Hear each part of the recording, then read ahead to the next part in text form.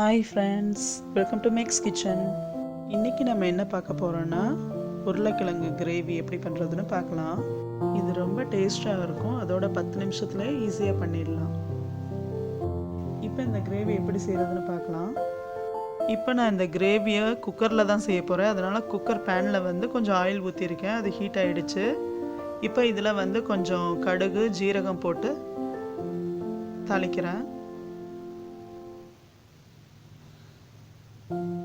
இப்போ கடுகும் ஜீரகமும் நல்லா வெடிக்க ஆரம்பிச்சிடுச்சு. இந்த ஸ்டேஜில் நான் ஒரு பெரிய வெங்காயம் கட் பண்ணி வச்சுருக்கேன்.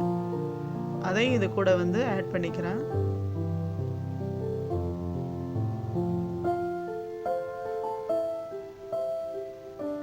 இப்போ நல்லா இதை வதக்கிக்கலாம் கொஞ்சம்.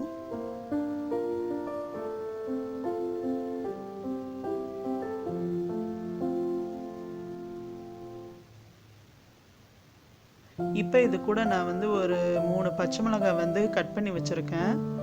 அதை இது கூட சேர்த்துக்கிறேன். கொஞ்சம் கருவேப்பிலையும் சேர்த்துக்கிறேன். இப்போ இது எல்லாத்தையும் சேர்த்து நல்லா வதக்கிக்கலாம் கொஞ்சம் நேரம்.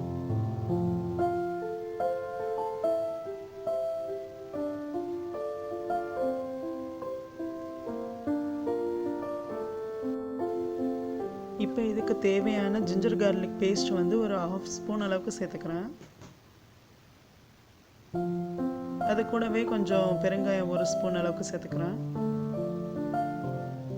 இப்போ நல்லா கலரி விட்டுக்கோங்க. இப்போ ஒரு 2 பெரிய தக்காளி கட் பண்ணி வச்சுருக்கேன். அதை இது கூட சேர்த்துக்கிறேன். இப்போ நல்லா வதக்கிக்கலாம். ஆக்சுவலாக இதை நம்ம குக்கரில் வேக வைக்க போகிறோம். அதனால் ரொம்பலாம் வதக்க தேவையில்லை, ஓரளவுக்கு வதக்கினா போதும். இப்போ இதுக்கு தேவையான அளவு உப்பு நான் சேர்த்துக்கிறேன். நல்லா வதக்கிக்கலாம். இப்போ நான் இது கூட ஒரு 3 ஸ்பூன் அளவுக்கு குழம்பு மிளகாய் பொடி சேர்த்துக்கிறேன். இதை சேர்த்து ஒரு 2-3 நிமிஷம் நல்லா ஃப்ரை பண்ணலாம். ஏன்னா அந்த குழம்பு பொடியோட ராஸ்மல் போகணும்.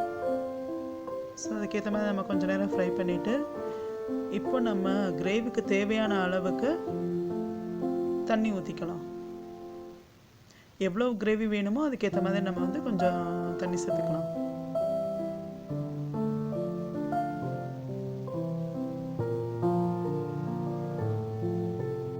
ஏற்கனவே 4 பெரிய உருளைக்கிழங்கு கொஞ்சம் உப்பு போட்டு வேக வச்சு அதை இந்த மாதிரி மசிச்சு வச்சுருக்கேன். இதை நான் இதில் சேர்த்துக்கிறேன். இப்போ இதை நல்லா கலந்து விட்டுக்கலாம்.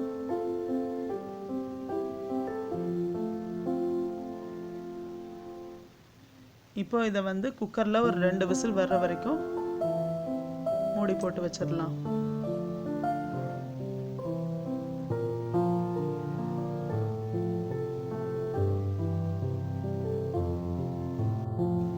இப்போ 2 விசில் வந்துடுச்சு. இப்போ ஓப்பன் பண்ணி பார்க்கலாம். உருளைக்கிழங்குல அந்த கிரேவியெல்லாம் நல்லா இறங்கி சூப்பராக ரெடி ஆகிடுச்சு. அவ்வளோதான், நம்ம உருளைக்கிழங்கு கிரேவி ரெடி. இந்த கிரேவி பார்த்தீங்கன்னா நம்ம நார்த் இந்தியன் ஷாப்லலாம் சப்பாத்திக்கு சைடிஷாக கொடுப்பாங்கல்ல, அந்த கிரேவி தான். அவங்க இன்னும் கொஞ்சம் ஸ்பைசஸ் ஆட் பண்ணியிருப்பாங்க. அதாவது பட்டை, கிராம்பு, ஏலக்காய், கரம் மசாலா அந்த மாதிரிலாம். பட் நம்ம அதெல்லாம் ஆட் பண்ணலை. ரொம்ப சிம்பிளாக தான் பண்ணியிருக்கோம். மசாலா ரொம்ப பிடிக்கிறவங்க அதை கூட ஆட் பண்ணிக்கலாம். ரொம்பவே நல்லா இருக்கும். இதுவே ரொம்ப சிம்பிளாக சூப்பராக இருக்கும்.